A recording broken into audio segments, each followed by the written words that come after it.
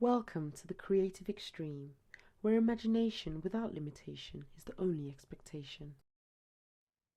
Welcome, everyone, to the second episode of the Abbott and the Artista. I'm Christopher Igpo, aka the Artista with. Stephon Thomas, aka the Abbott. All right. And, it's so nice. We got to do it twice, back at it like a crack addict. We had such a great time doing the first joint, running it back. And, man, like we said at the end of the first one, there's just so much stuff that we can dive Yeah, into, it's a lot, that a we can lot of talk about. stories, a Um, lot of stories, which is pretty extraordinary.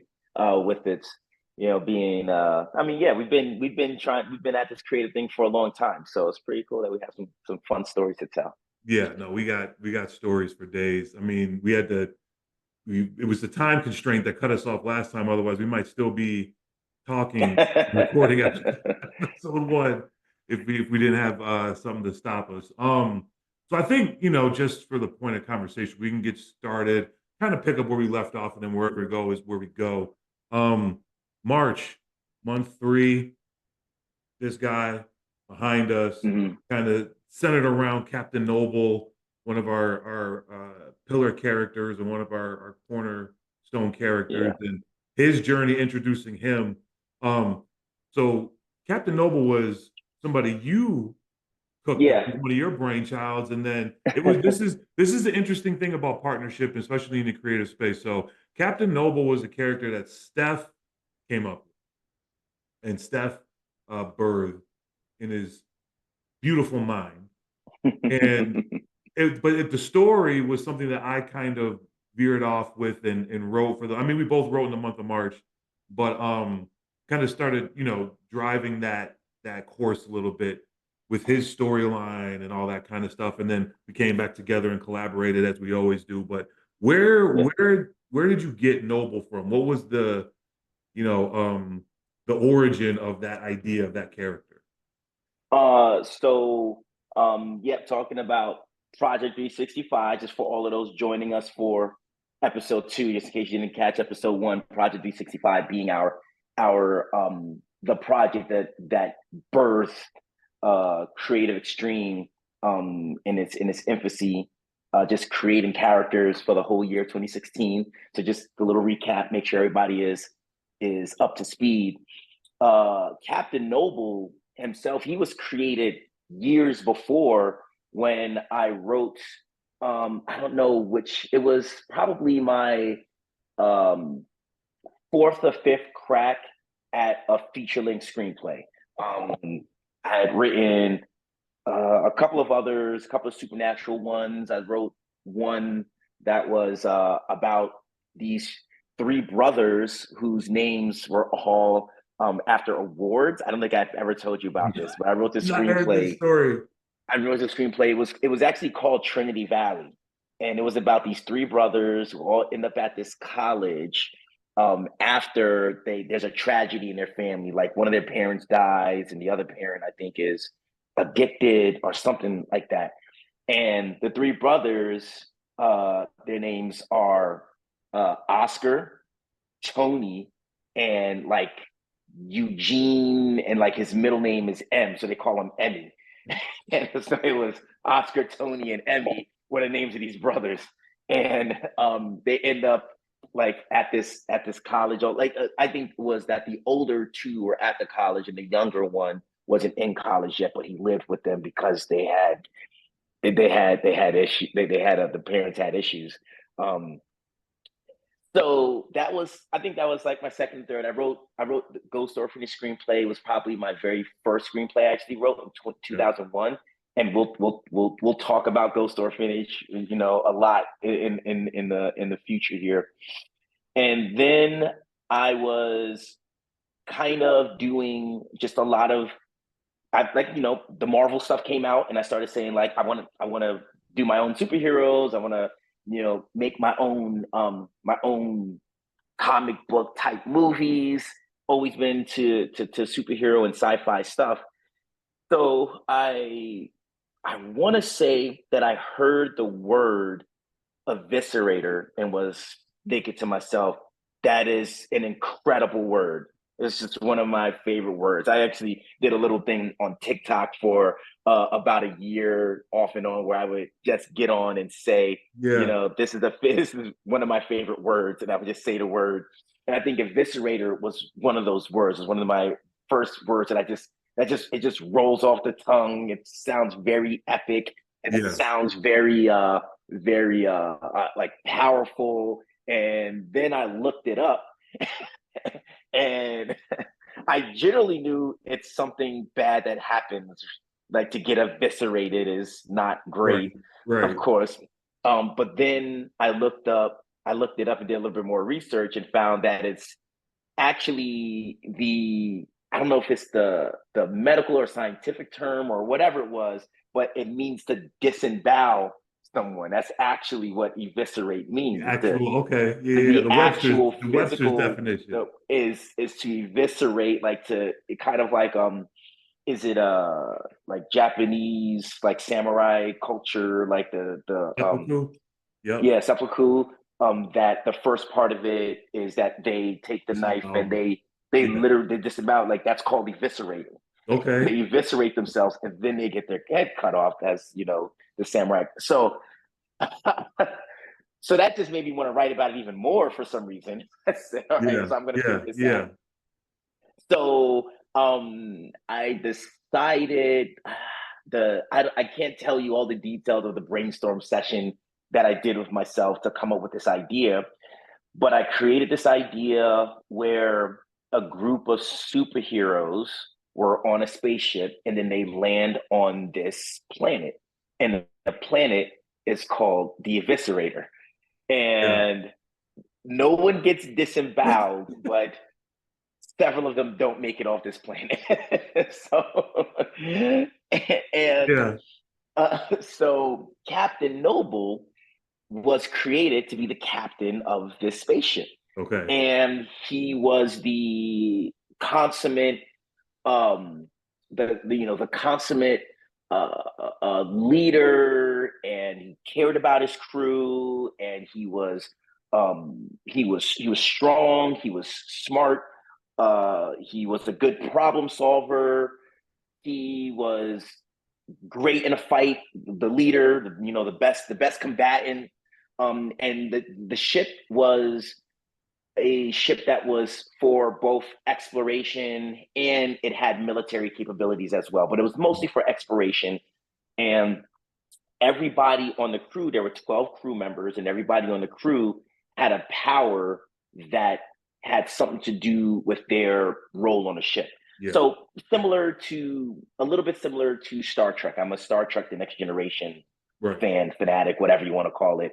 And how they have, most of the people on that ship are humans from different places on Earth, but then you have a couple of aliens, and then you have a couple of aliens that have specific powers. Like Worf was extremely strong, but that came from his culture Yep. and his planet and his family.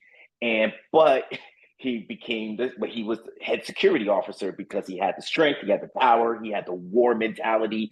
He was a tactical officer. Then you had Deanna Troi, who was a Betazoid, I believe was the name of her race, and they have empathic powers. So she was a ship's counselor. She could help people because she could feel how they were feeling.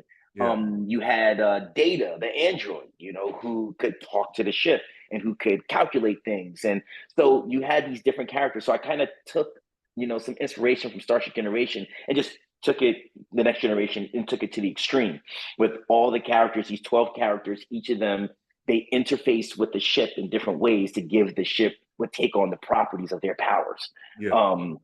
And so so instead of having the ship just have like put up the force field, there's actually a character on the ship who could emit the force field that surrounded the ship. The magma core that ran the ship, you had a guy who could spit fire from his hands or shoot fire from his hands. He would power the core. So that's the long of it. Several other characters. Captain Noble was kind of like the all around. He didn't have a power that specifically interfaced with the ship, but he was the leader. He was the one he was the Captain Picard, who told everybody what to do. He knew how to use their powers to make the ship the most efficient it could possibly be, how to get out of different tactical situations, different problems, different dilemmas. But he had a major blind spot. And his blind spot was, and I don't want this to sound all socio-political, but for the purposes of this story, he did not recognize his own privilege. So, and he was, as you can see, the image behind you, you know, he's a white man. And so very much at the time we started, I created Captain Noble. It was, you know, this was in 2013, like 2012, 2013, when I created Captain Noble. There was beginning to be a whole lot of discussion in this country, which is still going on today, about sociopolitics and race and privilege and the history of our country, and just a lot of discussions that I think need to be had, and people can have very, very strong opinions about this stuff. I'm not here to make any strong, to express any strong opinions or to start any political talk. But the idea behind Captain Noble was that he had a multicultural crew, and he didn't always recognize not just the fact that he was privileged as a white male, but he was also born into money. His power set, while he had some natural abilities, the vast majority of his power sets his powers were given to him. They were they had a program where he was chosen as a young child, and this company, this scientific company, was like, we're going to create the perfect human being. And so from a child, he was getting like infused with these different serums and all these different rays of energy. I don't know, energy and he didn't know it. His parents knew it. His parents were in on it, and literally he would be in his room, and there's just these rays of stuff just slowly empowering him and making him, you know, this incredible, you know, I mean, you can see it. There's some Superman inspiration there too, right? You know, He's got the cape, he's got the strong jaw, et cetera, et cetera.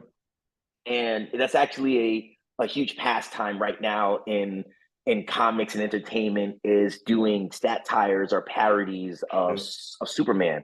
That's what Invincible is. That was Invincible. The Boys, Homelander, The Boys. That is basically, I want to take Superman and do something different with him. That's and a lot of times people say, well, if we make him bad, we can really play with this idea of what someone with that much power would actually do. You know, that's for all of you out there who are trying to get into the minds of writers, the Homelander and Omni-Man and several other characters weren't just Superman ripoffs. They're actually Superman commentaries.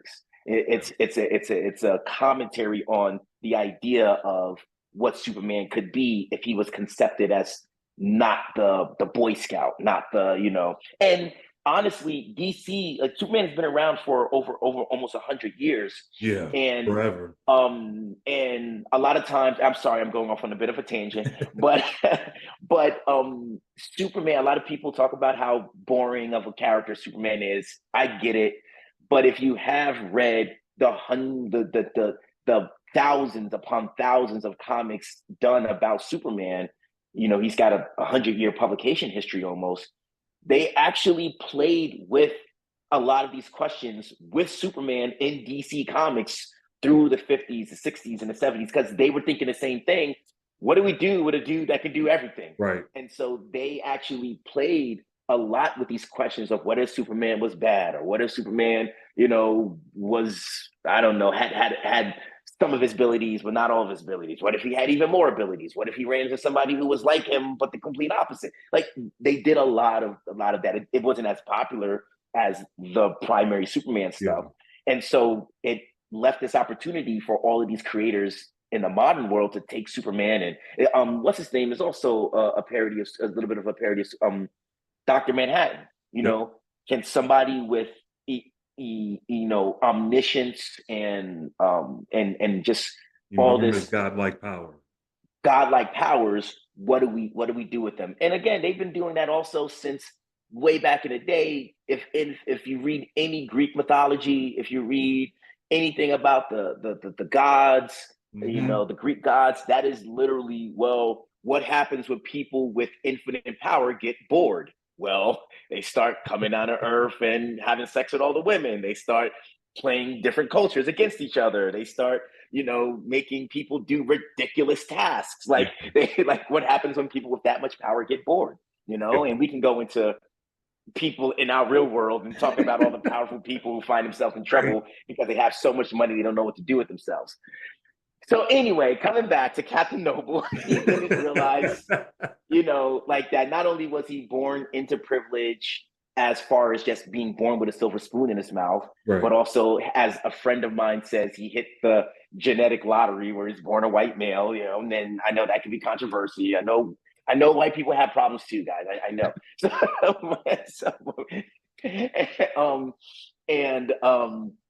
And now he's also was given this incredible commission. He was chosen to captain this ship. He's America's superhero. He's your what do we say? He's your superhero or something your superhero's favorite superhero, the superhero of all superheroes, and he's respected. Like, he is a good dude, but he can have a tendency to either put his foot in his mouth just a little bit, or, like I said, not recognize the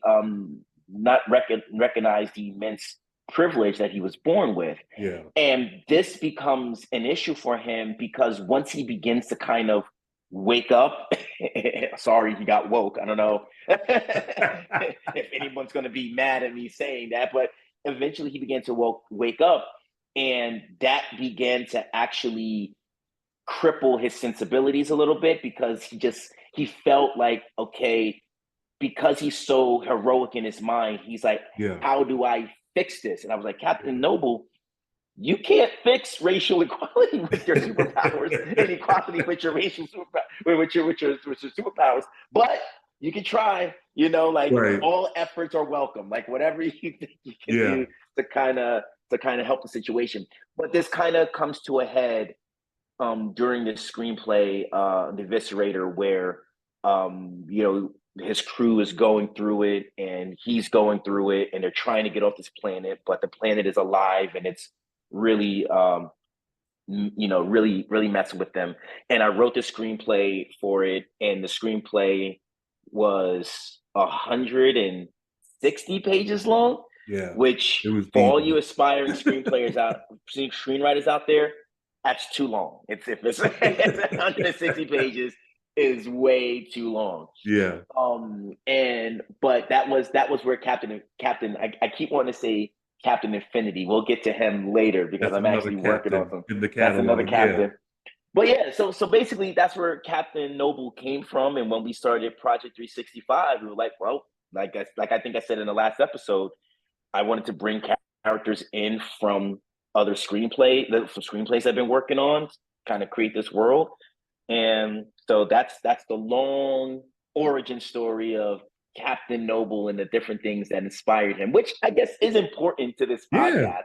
Because that's what we're talking about. How do we come up with ideas? How do we come up with stories? So and the insight to it,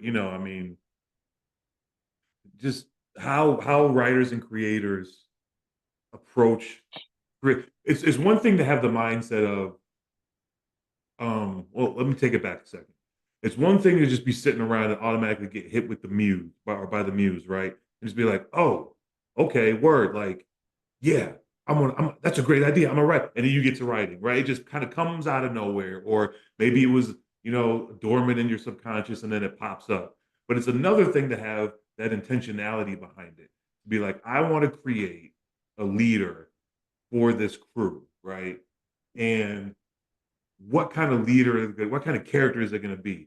And then everything you just said was that process, right? That went into it. Mm-hmm. And so I remember first reading The Eviscerator screenplay. keep it PG-13, Chris. Let's Yeah, go. for sure.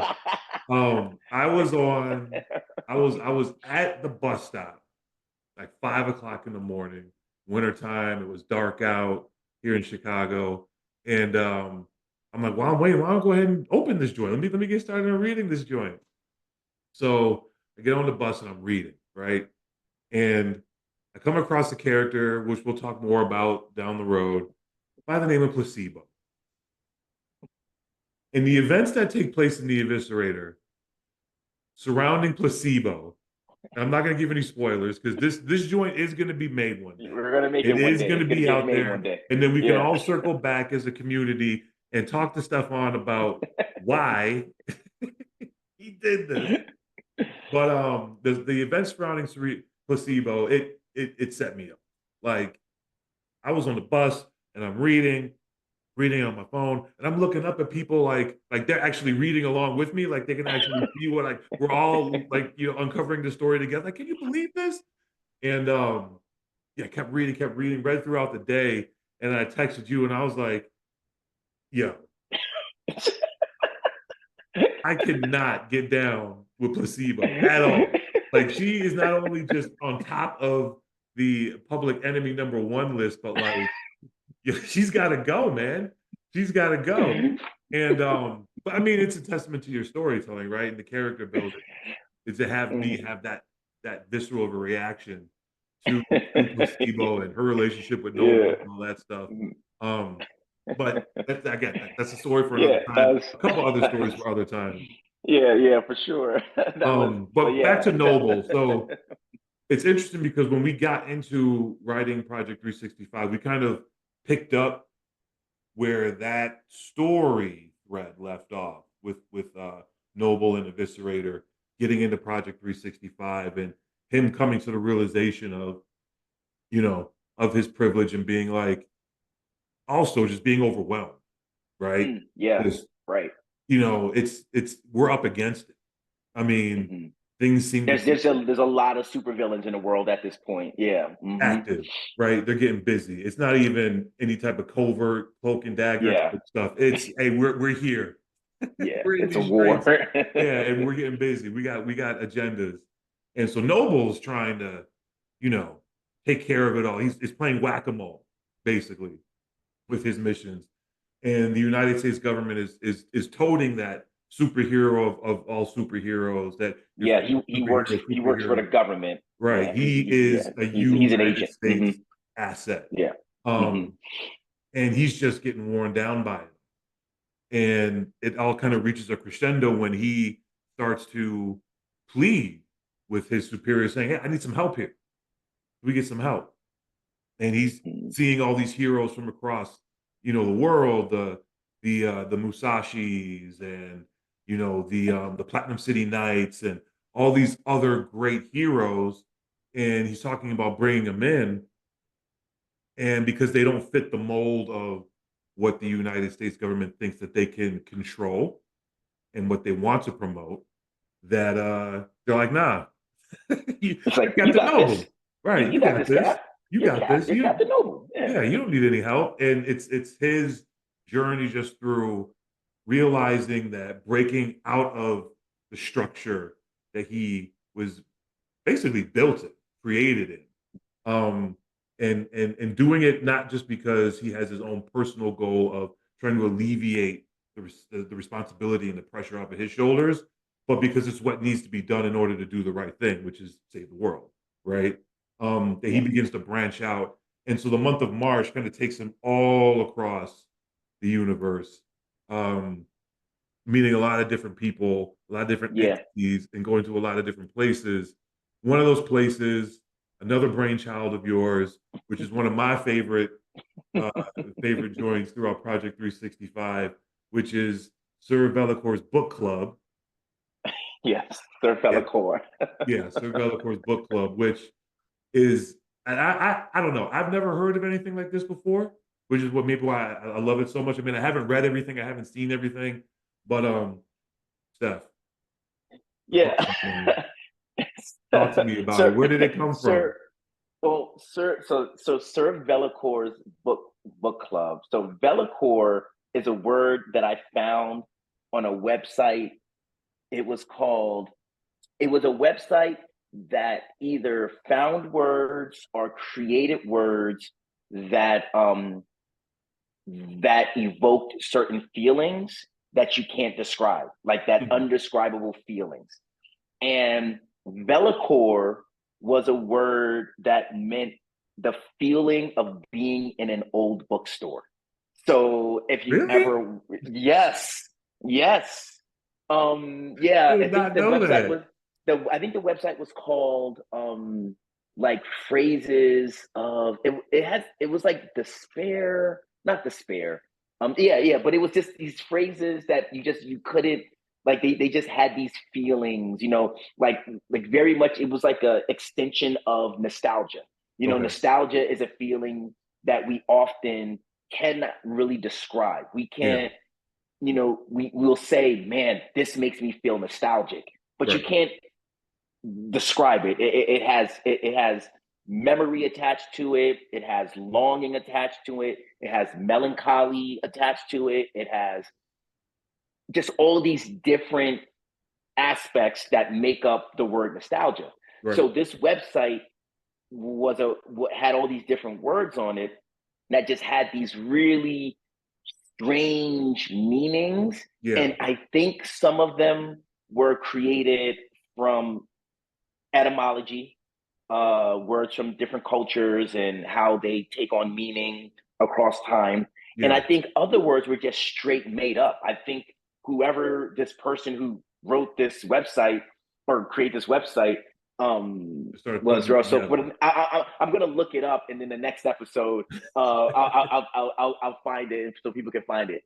So Velocore was one of these words, and it's the idea of feeling like the feeling you get when you walk into an old bookstore. And if anyone watching has ever been into an old, dusty, library or just one of those independent bookstores that are like a hole in a wall, comic book shops sometimes have this feeling where you go in and it's just a little bit dusty. You see dust particles in the air. Right. Books are organized but also look disorganized. It's there's no sheen, everything has texture, everything has a feel to it. You just want to reach out, and even if you're not going to pick up the book, you just want to like rub your fingers across the spines. That's that feeling that Velocore was supposed to be describing. Okay. So I said, well, there's got to be Sir Velocore just sounds cool, like it rolls off the tongue again. Right. And he's got to have a book club. And we all know the idea of a book club. People get together, they read the book, they talk about it. So they call themselves, Sir Velocore, who controls this realm that kind of sits outside of reality, but it's also kind of at the center of our reality. We've explored Sir Velocore's book club quite a bit, but there's a lot more to explore and to develop. But Sir Velocore lives in a realm that is a massive library that proposes to have everything ever written is inside of this library. That's his, like, he has the power to curate everything ever written. Now, we don't know exactly what that means, because as you will find out probably in several episodes down the line, when we talk about how much knowledge is a key to our universe. We don't know yet if he truly has everything ever written, because there are people out there who are searching for lots of knowledge and and in different places. So we'll get to that. But he has so Captain Noble ends up in Sir Velocore's library through a bunch of different circumstances. Right. And the idea is that Sir Velocore also has the power to put you inside of a book. And whatever's going on in that book, you have to deal with it. You become part of the story. So if it's a story about love and frolicking in the field and hanging out, then you get to fall in love and hang out in the field. And as long as you survive to the end of the book, you'll make it out the book, and Right. there's a great chance you're going to survive a love story. Yeah. You may come out a little bit emotionally scarred, but But it's so also the character's chance to rewrite the events in the it's book, also the right? characters to Because absolutely. that was the thing that you put into the character and the story that I love so much was, and this kind of builds off of the Superman when you're that powerful, right? What do you do as a storyteller, as a writer Mhm. with that kind of character?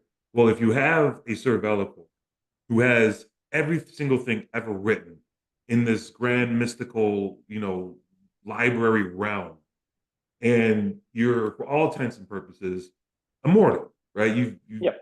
been around forever. You feel like you're going to be around forever. You've seen everything. You've read everything. You know everything.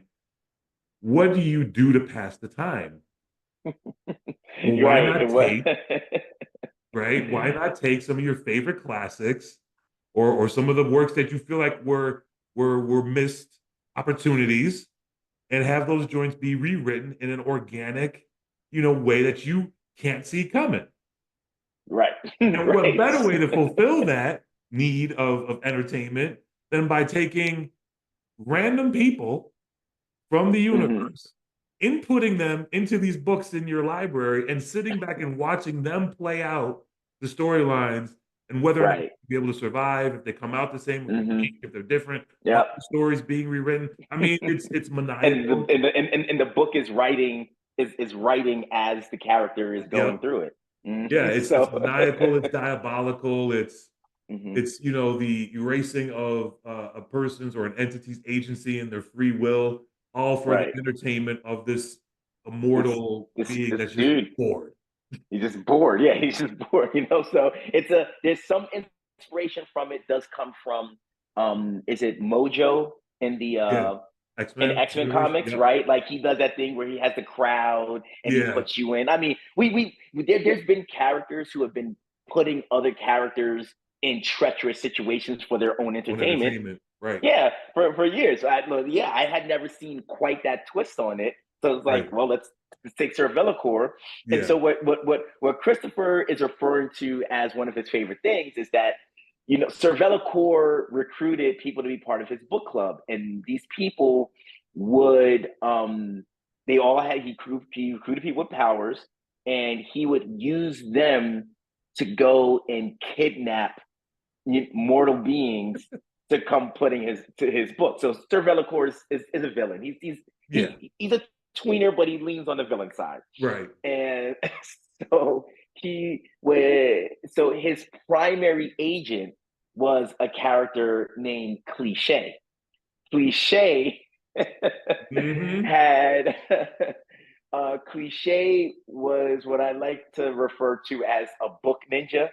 she, she loves to read, yeah, but she also has she loves to read and she loves to write her own story. She loves to be the protagonist in her own story. So she goes on and she went on these adventures just so that she can do that. And what helped her is the fact that she's a teleporter. She can teleport, so she can teleport to anywhere she wants and have an adventure and write a story and get a story about it. This, of course, catches Sir Velocore's eye. He recruits her. He brings her in. She has I love her design yeah, because she kind of wears half tactical, half like book fairy kind of gear. It's right, flowing and everything, but it's also very tactical. She carries a blade. She's a swordswoman, and she has a tattoo around her neck that says "Once upon a time." so, yeah. so, That's ill, but that's ill, but she also has a really snarky and sarcastic attitude. She's yeah, very dry wit humor. Will say something that is supposed to be funny, but is really kind of mean and cruel, and she won't laugh right, about it. That's just her. So Sir Velocore, of course. So Captain Noble is going through this adventure as Chris is saying that he's just going through all these different places and he's getting yep, put through it. He's going on missions. He's chasing one primary character, which we'll talk about in a minute. And as he's in the middle of battling all of these different entities, all of a sudden Cliche pops up, grabs him, and teleports him to Sir Velocor's library. And he's like now, like I'm in the middle Right. of like all of this stuff, and you're teleporting me to this library, and Sir Velocor's like, yeah, I'll let you get back to what you're doing, but you're Right. gonna have to survive this book and entertain me for a little while, and then I'll let you go. Yeah. But it becomes his interactions. He interacts with several members of the book club, but Chris is talking about Captain Noble's interactions with Cliche, Yeah. which Yeah. So that was a fun part because when I was writing those parts of the story, knowing Cliche's personality, knowing Noble's mental state, where he's, you know, he's kind of just he's teetering on the edge of just, F it, right? Like, yeah, quitting and just be, yeah, I'm I'm done. done. I'm done. I'm done. And we'll have to get into this another time too, because the whole story surrounding what Noble was doing when he got captured, a zombie apocalypse within Yeah. Platinum City. That I mean, there's That's talk about it. layers. That's like a whole episode. Yeah. There are layers on top of layers for that joint. Yeah. But from a high level, another reason why he was so frustrated and tying us back in what we talked about before, he was working on saving the city in tandem with other superheroes. Mhm. His dream, the Musashis, team the effort. Platinum City Mhm. Knights, the Liberty Stars, Yeah. all of these great heroes that he had always wanted to work with, that he was trying to recruit, he was trying to get the US government. They are now working with each other, sometimes side by side, just sometimes again in tandem at the same time. So he's kind of realizing his dream, right? On a global scale. I mean, this is global news, live, CNN, Mhm. MSNBC, Fox News, whatever you want to say, coast to coast, BBC News. I mean, this is global. This is a global event. And it's everything he's always wanted is now playing out on that scale. And then Cliche comes in, he's gone. Just takes him away. He's And out of he's there. like, dude, so come Yeah. on. So, it's like, hold on, I gotta plug in my laptop. Laptop's All dying. right. Um, All but right. it's one of those things where it's like, okay, now what? And then of course, like you said, Sir Bellacor's like, yeah, no, you'll get back to it. Don't worry about it. Like, but until then, you got something you gotta do. And he's not trying to hear it. Nobody really tells Noble what to do. I Right. mean, the United States government they do, Right. But he voluntarily right, he's right. work for hire, hero for hire. Yep. Right, right. Hmm. So when he gets brought into the library, and then you got to imagine too, you're coming into this other realm, right? It's Hmm. it's nothing that you've ever seen before, experienced before, felt before, and then you have Cliche there, Just mouthing off. just popping crazy, just reckless with the mouth, Popping crazy junk. all of it, giving Noble Yeah. the business, reading him the riot act, and Hmm. he can sense he's surrounded by all these powerful beings in this place that's just filled with energy and magic, and he doesn't know what to do. But that all leads to a culmination of this epic showdown between another one of your characters. Hmm. Um, and this is actually one of my favorite pieces of art that we have Mm. done Mm. the entire Yeah. time. And we had a very specific vision for it. We reached out to our artist, Josh. Shout out to Josh, incredible, Hmm. incredible artist. And we said we want something that's epic, but something that's almost like divine, right? Something that kind Yeah. of plays up the godlike, otherworldly backbone to this event, this huge event. And so Josh did this play off of Michelangelo's Sistine Yeah. Chapel painting, right? Where you have Noble and then you have Lady Page. Lady Page. Lady Page, who I feel kind of like Lady Page is almost like the Naomi Campbell slash Venus Williams, Serena Williams Yeah. version Yeah. of a superwoman type character, Mm. but without the spandex and the cape and all. She's got her own Yeah. flair, she's got her own style, but just all business, straight to it, straight action. we're going at it on a cosmic scale, right? Yeah, just Um, just so blow for blow. Yeah. oh, I mean, if you're a fan of Dragon Ball Z, you'll be a fan Yeah. of the The planet-shattering battle. battle that takes place between Noble and Lady Page. Um, but that whole story, Cervellicor's book club was, man. And like you said, there's still Yeah. so much more because we went back to Yeah. it again Yeah. Oh yeah, in we go Project back to it later 365. We went back later to it on in the year. again. Yeah. But man, that's one of my favorite joints. Yeah, That's and, one of and my favorite and the joints thing of all about it is that time. it can be super episodic, right? Like that's one of the ones where, TV producers, if you're listening, this one is perfect episodic television, man. Yeah, Getting yeah. people stuck in And we there. have fun with it Um, too, like yeah. the Noble Lady Page battle, the cliche Noble banter Hmm. back and forth, and then we eventually got into a little bit of like a mystery kind of. Yes. You got to Yeah. solve Hmm. this epic, complex riddle to get out of the Right. library and To get all out of this the stuff. library. And Hmm. it Yeah, was and it was then that great. tied into later on in this in the story, and so that Yeah, was yeah, it was a fun one to work on, and it was all but that's not even that's just one of the adventures or a couple of the adventures that happens. The primary framework of that story was of that March of Project 365 March was chasing Ramses the Pharaoh Hondo, which is one of your brainchildren. Which is I love that idea that one of my characters meets one of your characters, and it just it just explodes. So yeah. why don't you tell us about Ramses the Pharaoh Hondo, who was introduced at the very beginning of March as well. I think Captain Noble was March 1st, and Yeah, then Ramses came a couple of days later. So let's yeah. tell us Well, about Ramses. also real quick, and this is and Stefan, like we've talked about this so much. You and I have both been on projects and done things with other teams and Yeah. other people. And when you get a lot of imaginations, a lot of minds, you get a lot of thoughts and opinions and everything coming together to try to do one project, it can be difficult to navigate, right? Mm-hmm. Um, Yeah. so the ability to compromise is huge in those settings to get the job done.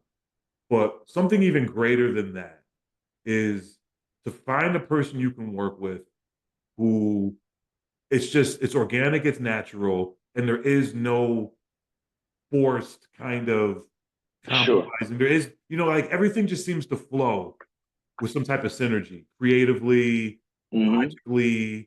critically, when you're thinking analytic, like it all just seems to flow natural.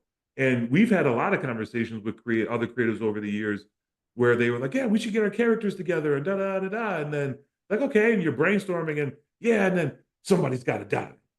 Well, nobody wants to offer their character, their baby, their brainchild up for Right. sacrifice, you know?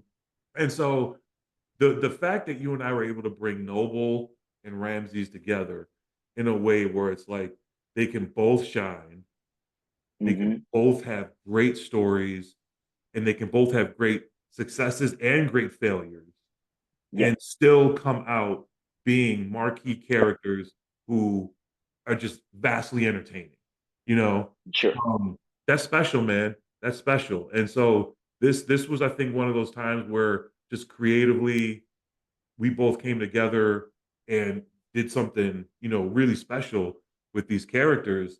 So from my side, Ramsey, well, first, and salute to you because, like only the Abbott has been able to I've only been able to do that with the Abbott. You know what I'm saying? Like just keeping it blunt. So, I'm always giving you your props. I'm always shouting. So I had to do that there. But Ramses, so Ramses was a character who I wanted to introduce as being a powerful character, right?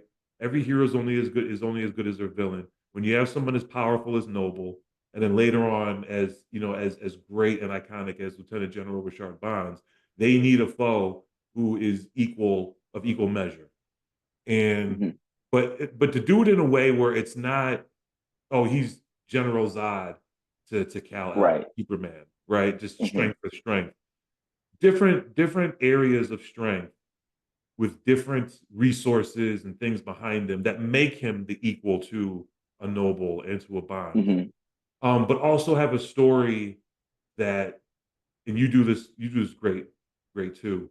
Give the villain a story that people can relate to. So when they sit Mhm. down and read it, they can say, "Well, I understand why he made that decision." You know, I could see Right. Yeah. why. I could understand why they went that route. And so, that those are the kind of the things that I wanted to incorporate with Ramses, right? But then also kind of give him his own unique flair and make him that dude. Like, let's make him that dude. Yeah. So came up with the story for Ramses. Ramses, born and raised Cairo, Egypt. Parents were scientists working for the Egyptian government. They had uncovered an artifact that they had pretty much been spending their whole entire professional lives studying and trying to crack, and they weren't able to do it. Amidst that, there's unrest within the city, within the people. Sprinkle in some revolution, sprinkle in some discord. Amongst the ideological sides and everything. Everything comes to a head. It's just breaks out in war and battle, and unfortunately, Ramsey's parents, who he has a somewhat complex relationship with, end up falling victim to this struggle, to this battle. And as he's trying to find his way, right, through things, through life, um, he goes here, he goes there, he's on the lam, but he's picking up skills the whole time. Mhm. Right. He's Wrong getting it kind with of like skills, revolutionary groups and revolutionary rebels groups and and all that, yeah. and building his military mind, building his, his war game strategies, and also becoming an efficient soldier, but always at the same time just almost trying to steel himself so what he experienced when he was younger doesn't happen to him again. He doesn't feel helpless in that I gotta flee. He can stand up to whatever comes to him, um, but also increasing his knowledge. Again, touching back on knowledge being a Mhm. central theme in Project 365, building his intelligence up to become not just an influencer within, I want to say influencer, but become a difference maker, become a change agent within Egypt, but globally, right? Like his aspirations are, the world did this to me, so I'm gonna do this to the world. And as it, he continues to grow and progress, he eventually comes full circle, like any character does in a good story, back to the thing that was central to the major pivotal moment in their life. He finds the device that his parents had spent their whole professional lives trying to crack, trying to get to the Egyptian government, trying to unlock and trying to work with, which is an extraterrestrial device that nobody knows what it does, right? Well, Ramses, with his superior intelligence and everything, ends up figuring it out, cracks the code. It happens to be a portal to a whole other world. And he just Yep. happens to meet the character Emperor Keiko, who is the central villain, the big baddie, I don't know how many other monikers we can give him. But when it comes to the opposing force, Yeah, he's the final boss. he's the final boss. Great. Yeah, he's the final Yeah. boss. And Keiko sees him, recognizes there's something special, also recognizes that Ramses is an essential figure now in his ultimate quest, which again is a whole other pod. We'll get into that at Right. another Which we'll time. get into that. And tasks Ramses with setting up the final stages for his plan, Keiko's plan. And in order to do this, he puts Ramses through a procedure where he splices his human DNA with his own Tromocratesian DNA, as Emperor Keiko is from the planet Tromocrate. His people are Tromocratesians. So they're Which we will have to do an entire episode on the lore of right. Tromocrate, just even before we get to Keiko. Yeah, yeah, So, yeah, yeah. And but he gives him his Tromocratesian DNA through the scientific procedure, splicing human DNA with his own, and that just incredibly enhances Ramses physically across the board. but also mentally. So he becomes an even greater strategist, an even greater has even greater war mind, even becomes an even greater tactician, and then also breaks him off with all the latest and greatest Tromocratesian technology as far as weaponry and things go. Take back to Earth and begin his enacting his plan. Ramses comes back, recruits the top mercenaries that he knows of. They form a mercenary group called the Elite. So now we got the Pharaoh and the Elite, and they begin to, you know, unfold Keiko's covert secret plan here on planet Earth. Naturally, this is going to catch the attention of the superhero of all superheroes, Captain Noble. Those two meet, and from there, it's just an epic cat and mouse slash, you know, unstoppable force meeting an immovable object type of game, and that plays out through March. But that is the foundation of really, when you think about it, so many of our other projects and stories that we got into. You know? Mhm. Yeah, it stems out of that and that initial encounter between Noble and Ramsey, just kind of being, as you kind of mentioned this, but it's not just physical battles, right? It's very, that's of course very tactical, very cat and mouse in a trying to figure out each other's mindsets and strategies. It's also ideological, where their ideologies are, they're not opposite one another. Yeah. They're Yeah. they're not, but they clash anyway. They're and not opposite of one another, but the reason why they clash is because I think it's the ends, right? They have very similar means and very similar ideologies, but it's the ends that they're trying to get to Yep. that are Yep. opposite, and that's why they Mhm. clash, which I And think that's makes for great storytelling, you know? absolutely. Yeah. Eh, Yeah, and so if you guys remember episode 1, we were talking about a particular piece of art that we received that was yes. way off. The white bearded garden gnome, that eventually became Ashtar, Who is Tromoy Cretesian? who is Tromocratesian. Um, Hmm. that artwork was supposed to be Ramses. Now, eventually, we got around to getting artwork from Ramses. Shout out to Art Dimes, Jeff and Trey. They hooked us up with the initial artwork for Ramses, which was dope. But yeah, that Ashtar story from episode 1, that was the beginning Yeah. of our journey with Ramses Yeah. that we're So talking Ramses about was now. supposed to be introduced in January. That's Yeah, that. So he was that we had the story had been planned out that Ramses was gonna pop up. It was like January 15th or 16th. It was like kind of in the middle of the month or yeah, late middle of the month. yeah, Um, and we were like, yeah, let's go. Ramses gonna get in there. He's gonna start doing his villain stuff, and we're gonna go from there. And then when we got the Ashtar art, we had to pivot the entire story, and yeah, now we don't get Ramses until a month and a half later. He doesn't yeah. come out until like March 2nd or 3rd, Yep. rather than January 17th or 18th. And so, and of course, like I said, Ashtar is Chromocratesian, which now you've been introduced to. And he is, of course, connected with where Ramses went. Yeah. And yeah, we'll get into all of that. Yeah. So yeah, Yeah. that was So yeah, call back from episode 1, Ashtar are, but we like I said, we eventually got Ramses, and then Ramses and the Elite has really rolled out into just a whole thing, of its Mhm. own. Central, their main characters are central figures in the Alpha Initiative, Zero graphic novel, short film that we got coming out, which is coming out, hopefully soon. Yeah. Great project. We'll talk about more later when it actually comes.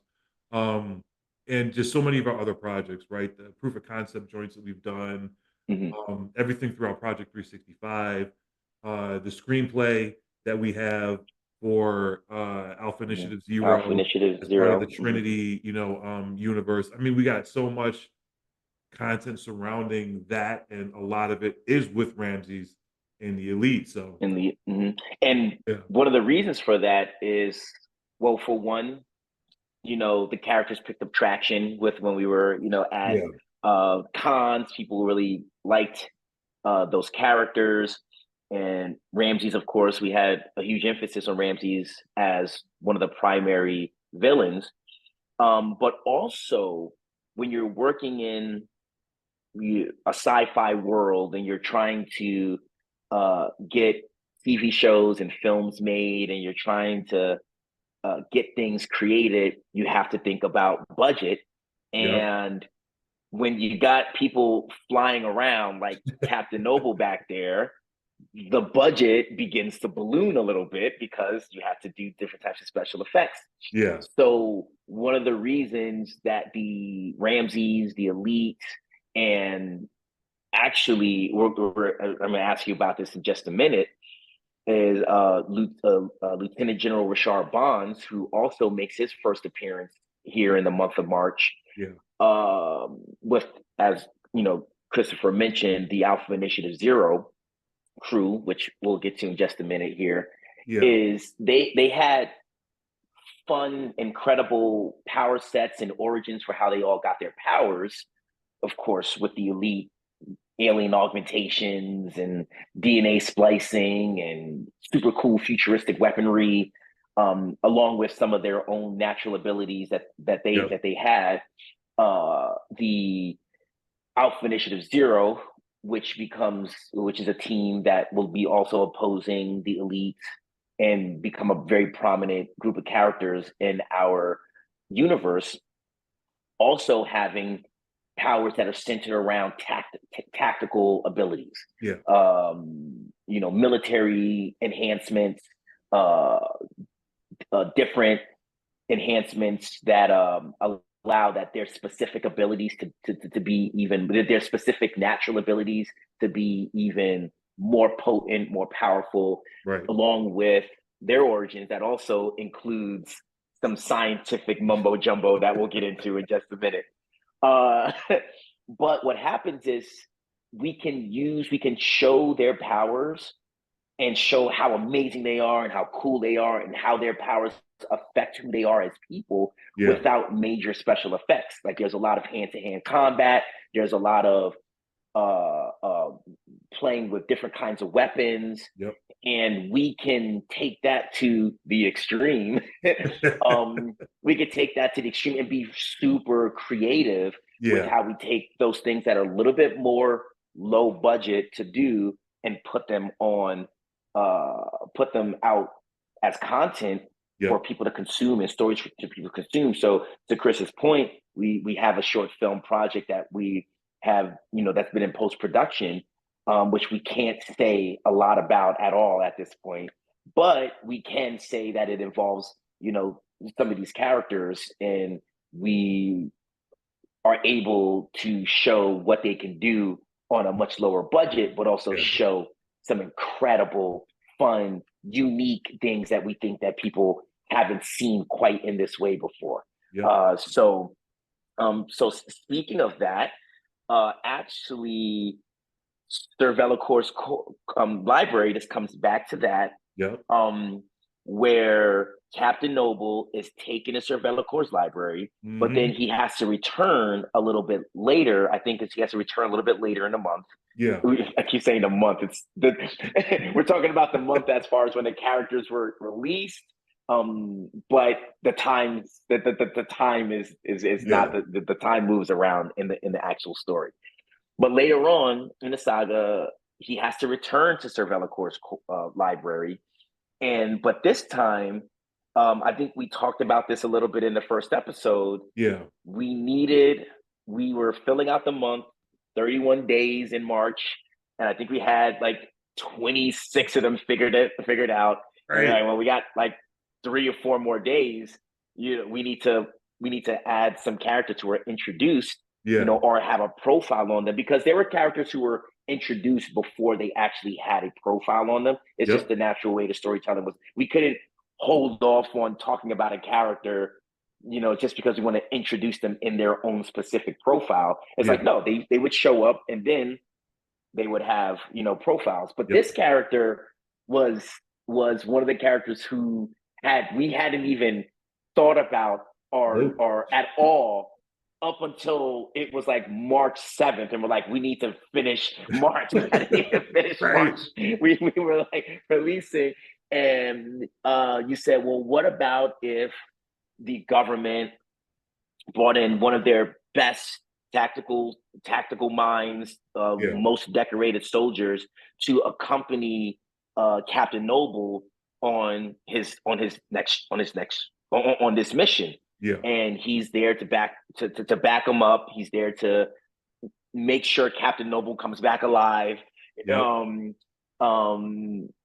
So that's where we came up with, or you came up with, Lieutenant General Rashard Bonds, aka Lou. Lou. Tell us about the creation of Lieutenant General Rashard Bonds, both from a conceptual standpoint, Yeah. as well as how he molded and eventually became the character he is to us today. Yeah. Yeah. So, well, I mean, you started it. We were just trying to figure out who can we put in this day, like who can be this character to fill this time slot. Because I think we had pretty much the first half of March done, and I think we had the end of March done, and then we had some we other knew where it was characters in there. going. Yeah. Right. And we were like, okay, so this is how we want to tell the story. This is how we want to transition into the next, story arc in the next month. But what do we do here in the middle? Right? Like we got to fill these gaps. And Lou was one of those gap fillers. But his character, again, like you said, we wanted to get someone for Noble to team up with, continuing that story of Noble fighting to bring in other heroes as central pieces to their war against villainy and crime and all that kind of stuff, right? But also in him realizing or recognizing his own privilege, being like, I want to lift up other heroes who are as great, or maybe even in his mind greater than me, but might not be getting that opportunity or chance because of their race, religion, creed, ideologies, whatever it was. And so we figured, well, I figured, hey, let's give him a brother. Let's give him somebody who has a completely different background than him, someone that looks completely different than him, but is on par with him and has abilities and things about him that Noble doesn't have, right? So that's where Lieutenant General Rashard Bonds came from. Me, being born and raised in and around Chicago, had to be a Chicago guy, had to come up, again, different from Noble, so came up the hard way, but found himself, and this is a story that I know from a lot of friends, found himself on the path of joining the military, right? And Louis was a little bit different. He's a super athlete, right? Had all the offers to go, but the thing that molded him was growing up and seeing what was happening in his neighborhood, seeing what was going on, and wanting to change that. Because at this point in Project 365, and this is something that has been social commentary forever, AK-47s aren't made in the hood in the United States of America. You know what I'm saying? Right. So it's like, how they get in there? Right. Yeah, how they get in there. So with Ramses and the elite and them, going all over the globe and just trouncing heroes left and right with their, alien hybrid powers now and their special technology, that stuff is finding its way into the inner cities and into the different communities within the United States of America. Now the violence is just being ratcheted up multiple notches. And Lou grew up in that.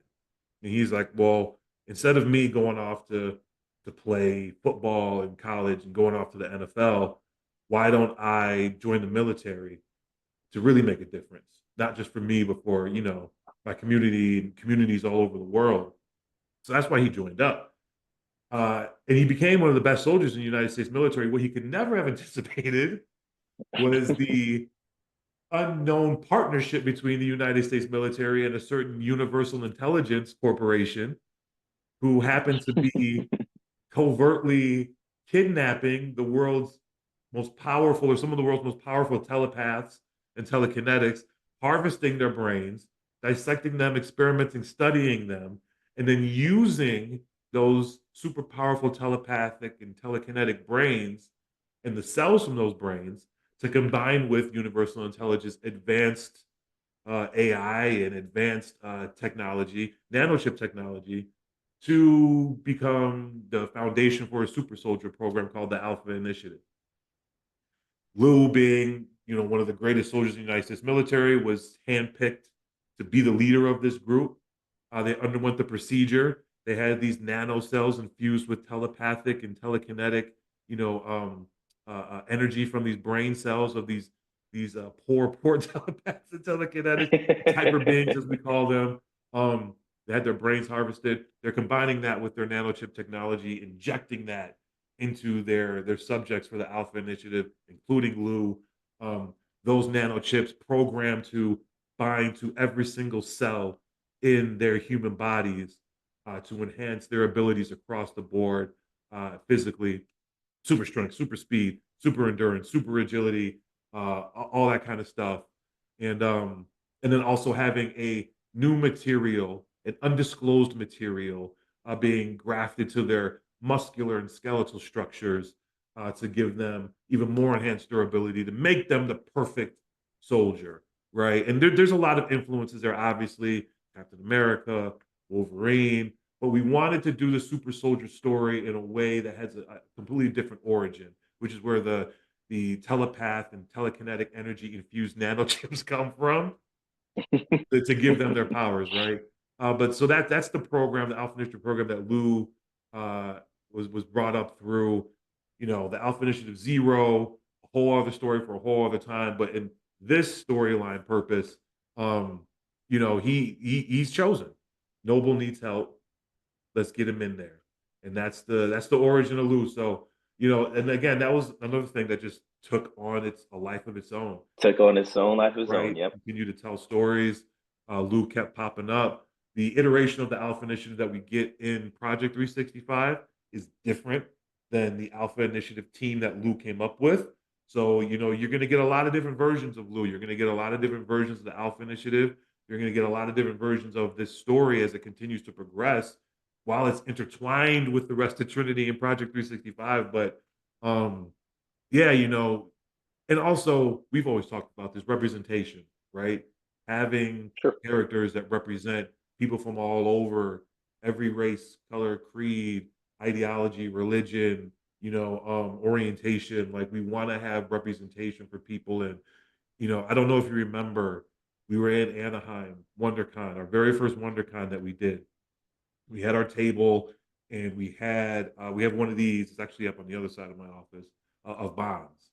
And we had it in the frame, and we had it, on display and everything. And this brother comes up, with his son, and talking, hey, I haven't seen you guys. Who are you? Da, da, da. So we're rapping with Pops, and his son is checking out the artwork and everything.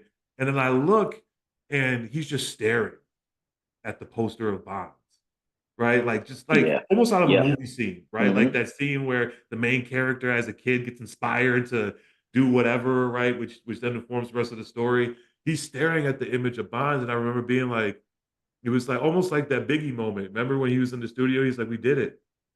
I'm the greatest," right? It was one of those kind of things where I'm looking, I'm like, "We did it."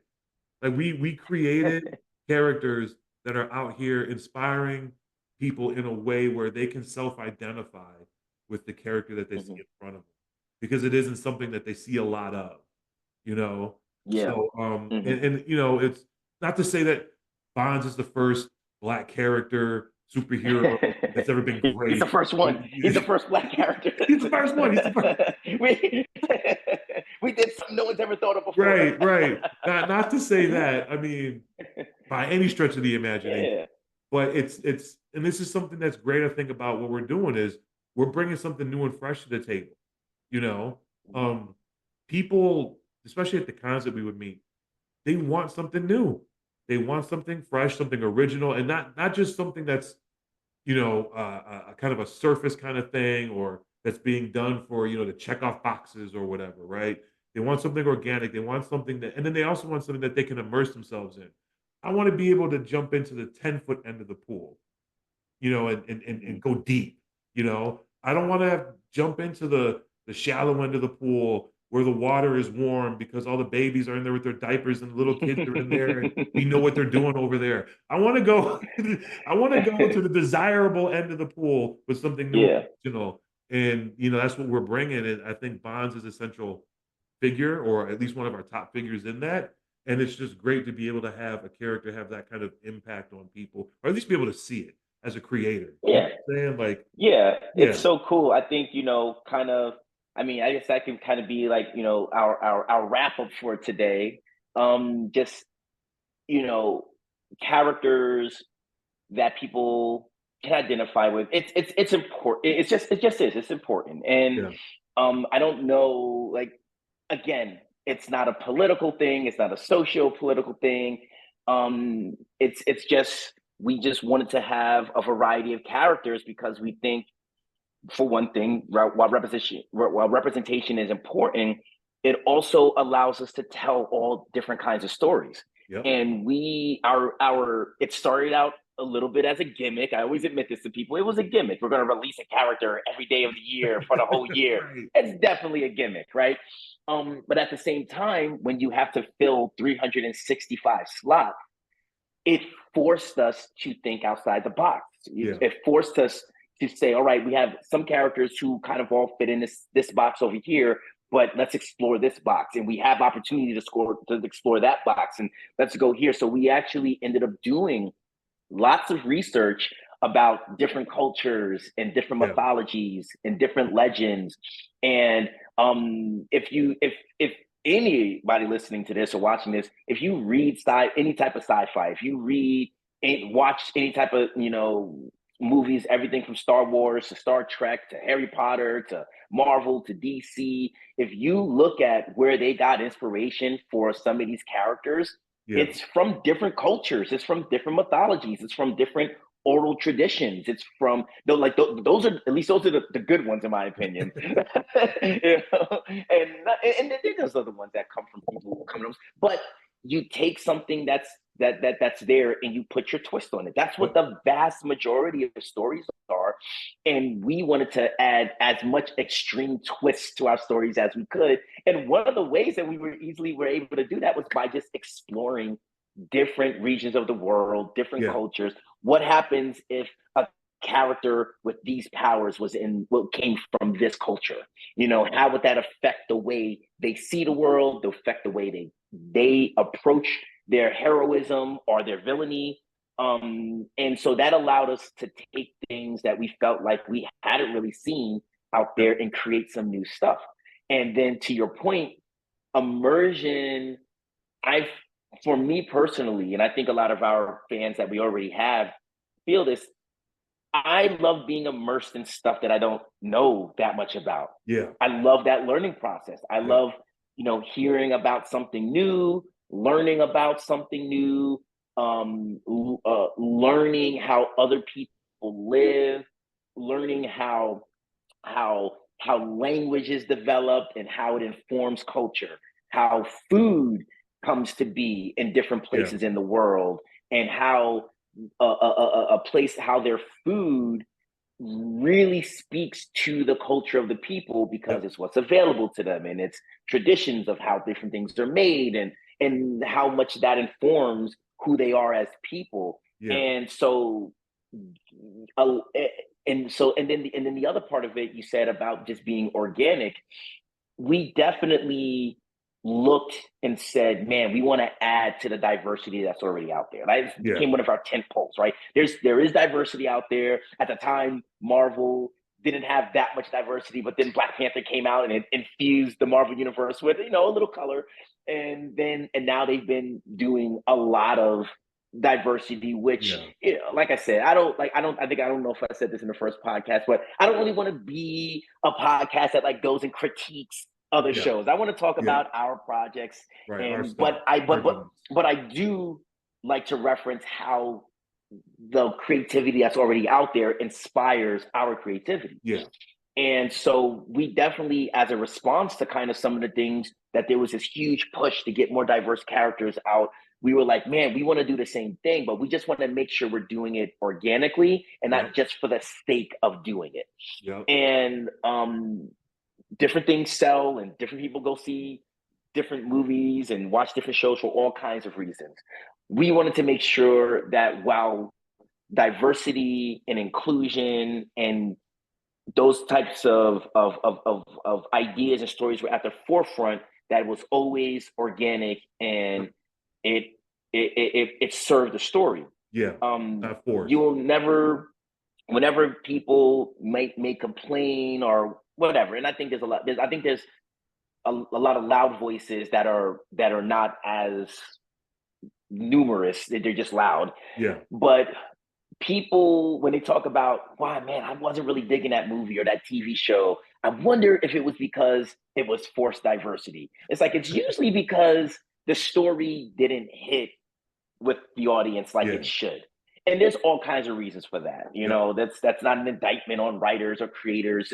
It's just different things that go into creating a story. Like I always tell Christopher, whenever a movie or a TV show actually gets made and becomes a thing, that's a miracle. Like, so many moving yeah, parts go yeah, into getting anything made, that when something comes out and it hits with the audience in a huge way, that's, I don't know what's greater than a miracle, but that's what it yeah, is. yeah, For something to get with so many minds, so many creative minds, so many special interest and money coming from different places. It's, to get a story that comes out that feels like it has this clear vision and hits you in the heart, regardless of who is on the screen. That's a miracle, and that's yeah, what we're striving for, to make stories that show a lot of different kinds of people, but also hit you, in the gut, in the feels. Like, yep. I'm going to admit it, for all the people out there, I'm sorry if this makes me less of a man, but I love crying at movies. I want a movie to make me cry. Like, I want to feel something Evoke that when I'm, emotion. Yeah, I want to feel the emotion. And so I search out films and TV shows that when I'm watching them, like, I get a physical reaction. That's one of the reasons why horror movies are one of the most popular genres, yep, because when you're watching a horror movie, it makes your heart beat. It yep. makes your skin crawl. It makes, like, those people want to feel something Feel when they're alive. reading, when they're watching, when they're listening to music. And it's not easy to create that. Like, I don't want to sit here and be like, oh yeah, it's just, Right. they're just waiting for us to come in. Like, I mean, it's not easy to do that, but that's what I think the greatest creators are Yeah, striving for every day. yeah, They're like, how do I make my audience feel? I know it's got to be commercially viable. It's got to put butts in the seats, and it's got to be catchy enough so that everybody can can consume it yeah, without having to put too much thought into it. I'm not saying that we don't need shallow stuff. I'm not saying that we don't need stuff that has mass appeal. yeah, Absolutely. yeah, But I think I tend to really fall in love with those creators that are trying to make you feel something, yep, more times than not. It's, yeah, again, it's not easy. And most people set out to create stuff that is going to evoke that feeling, but it's just right, hard to do. right. So that's what we're striving for. So I think I went off on a tangent. We were talking about bonds, but yeah, coming back to that again, when we go to Comic Cons and we have these posters of these just different array of characters, Yeah, we love it that everyone relates to somebody in there, right. or in some way, whether it is because it's a strong, square jawed white guy. It's like, yeah, I can relate to that. um, which, yes, people can relate to him because he looks a certain way, but people can also relate to him because of his story, Yeah, because of his struggles, because of the things that he deals with. Um, and his relationships. right. So the idea is to create specific characters that are universally relatable, and Yeah, that's the challenge. That's the thing that we're striving for every day, and it is hard. And yeah. we don't always hit. Like, we are very proud of some of the creative wildness that we've come up with, and we've gotten great feedback about it. But man, it is hard Oh to, yeah, like, oh yeah. Especially you since, know, because you have a term that you use and still use, hand me down heroes, right? right? Yeah. Hmm. And this goes into the whole original organic creation of our characters. Instead of people want that that natural kind of newness, I guess you can say, to their discovery of content, right? Not just saying, oh, this is just a blank version of this character, but to say this is a whole new character that is blank, right? That is, Asian, that is Black, that is Native American or Indigenous, that is, South Asian, East Asian, European, Eastern European, Western European, African, whatever it is, but have it be done in an organic and a natural way to say, this is something completely new that I love. Not to say this is this character that we've always known, just this is the different iteration of that character. Right. Repackaged. Right, repackaged and rehashed. And I mean, since the first time I ever heard you say hand-me-down hero, I've been like, that's the perfect phrase for it, And I think that's why, again, our characters and our stuff kind of does resonate with people, is because of that newness, that organic nature to them being introduced to these different characters. And you always say it too, right? There's only so many different types of stories you can tell. And pretty much every single story has already been told a million times before, right? It's the way you tell it and the details of that story. And then if you can evoke that emotion and get people to feel something, whether it's because they identify in the character or the situations in the story and what's going on.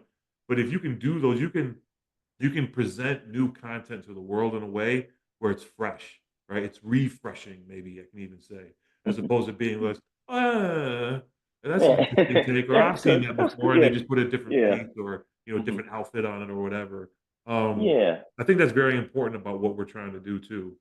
For sure. Yeah, and it's not to say that hand-me-down heroes is always bad. It's not to say that it's like we can always bring back the first example that always pops to mind is like a Miles Morales, right? Right. And there's been plenty of and again, when you have 100 years of publications like like Marvel and DC does, there is, in order to continue producing that much content, you're going to have to rehash some things. So we understand why it happens. And we understand, and they've been successful for all these years, so something is obviously working. But there is, and I like to always say this too, there's room to continue bringing back old favorites, but there's also room for newness. Like you said, there's also room, like I think they can run side by side. I think, all right, sure. We'll keep making Star Wars stuff. Fine. We'll keep making it. Okay, great. But also, what's this other original space epic that can run side by side with it, So because here's the thing, people like what they like. No one's going to be like, oh man, there's other stuff out there in space. I really like Star Wars because I like space stuff. So they'll like other space stuff too. Like they're not going to say like, oh, well, I only like Star Wars space stuff. It's like, well, this is space. Let me check it out. It's a very, like most Star Trek fans are also Star Wars fans. There's always that whole funny thing about the argument, Star Wars or Star Trek. Most people who like one also like the other. And right too, right? So when we create some space stuff, we're like, hey, we just want to be in that pantheon too.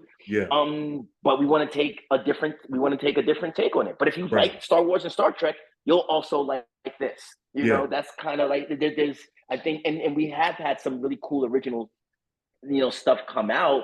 I'm a huge fan. I'll just name a couple of my favorites real quick. Pacific Rim was something that came from nothing. It was based on nothing before that. Except for a bunch of fun ideas that someone took and smashed together. Like there's been plenty of stuff about giant robots. There's been plenty of stuff about monsters, but it had never been done in quite that way, and it became a new original. And then they made a sequel, which I wasn't too hot on. But they also made an animated show that I did like. But so there's opportunity for that, and as we have been, talking to and pitching our stories to different entities, we've had the opportunity to talk about this with people, talk about the idea that, remember, some of the things that we love that are being redone and remade and rehashed, they were new at one time. Ghostbusters has been remade like 3 or 4 times now. But do you remember when it first came out and you'd seen nothing like it? Yeah. Like we want to evoke those feelings again. That Yeah. I've never seen anything like this. Because if we become as successful as we believe we're going to be, I hate to sound like that. They just made me sound like we're like tooting our own horn. But if we it's gonna happen. We're speaking it into existence. It's gonna happen. But if we become that, then the ultimate homage to that success would be 30 years down the line, someone is remaking Alpha Initiative Zero. Yeah. Because it hit hard and people loved it. So that's why I never want to like fully be like, man, nothing out there is original anymore. I was like, I'm cool with them remaking stuff because if our stuff is dope, they're going to be remaking our stuff one day. And, we want that. Yeah. Right. But we also still want to always stay in that creative lane where we don't want to just rest on the fact that, man, we made this successful thing. And as long as they keep making it, we'll keep, getting content out there. Like, keep making that. But while we're doing that, we're also creating new stuff, trying to come up with the next new thing, So they can both exist. I just think that we need to make sure that regardless of whether it is a hand-me-down hero or a completely new hero, that the story is organic and as heartfelt as possible and as relatable as possible and as fun and adventurous, or not necessarily adventurous, but as fun for a fun and fulfilling reading or viewing experience as possible. I think that's if you're concentrating on that, you can tell me a story about anybody from anywhere with different ideas, and like I'm all in. Like I didn't need Peter Parker to be a black guy for me to relate to him. I relate. It's like I was like, oh yeah, and that's what great storytelling does. I feel this, So yeah. And when you take all of that into consideration, and then we got other ideas, right? That feel that because we're not saying that we're inventing the wheel here. Like we know we're not inventing the wheel. But we feel again the original content, new characters, storytelling in a different kind of way, and being a whole new story, a whole original story, and having it all come together to be a whole new epic saga, something that you really immerse yourself in. And we've talked about also other elements, right? Like action and the fight choreography and stuff, right? being a character, the different ways that we want to try to distinguish and set ourselves apart, right. So when you read the stories or you watch the stories, you say, oh, that's creative extreme. Like that's their style, that's their action, that's how they get down. Like it's almost like a stamp. All of these things, like we just have so many ideas and so many different ways that we want to bring a new flavor, to the table. So it's going to be exciting, but it's going to be exciting. we definitely got more. Again, we haven't even really dived into January, February, and March. We've just we just kind of doing the overview. So an overview. I think that's kind of what it be. It's going to be an overview, and then we'll hit specifics. Right. As we keep going. But again, thank you everyone for joining us. Like, share, subscribe, comment, all that social media stuff. So we can get out there. We love it. We're going to keep doing it. We want you to come with us. But again, Christopher Ikpo, aka The Artista.